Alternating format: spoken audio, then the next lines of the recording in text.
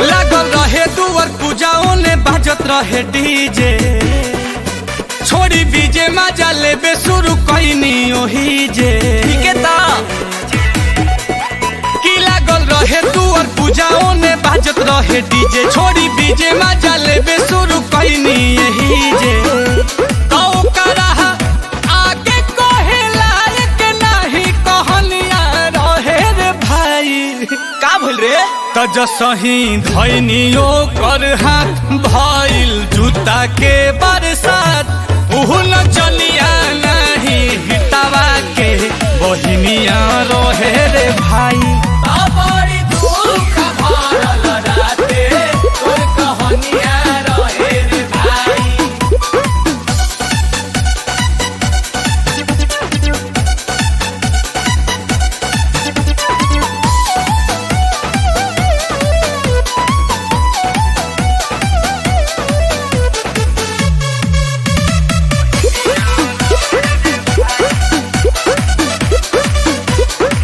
लाल ओठ लाली से रंगल रहे ओठ रे, जहनी धरावल जसही 200 के नोट रे। अरे बड़ा रंगीला बाड़े बाड़े। तो धके कालर हमारा फुटा बालर लेखा लतियला सा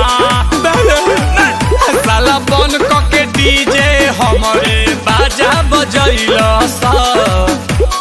ठुकल से ताबला के ताल पर शामिल बजनियो रहे रे भाई बे उहो। त जसही धैनी जाके हाँ ओकर जूती हमार माथ, उन चनिया नहीं तावा के बहिनिया रहे रे भाई। बड़ी दुख भरल राते तोर कहनिया रहे रे भाई।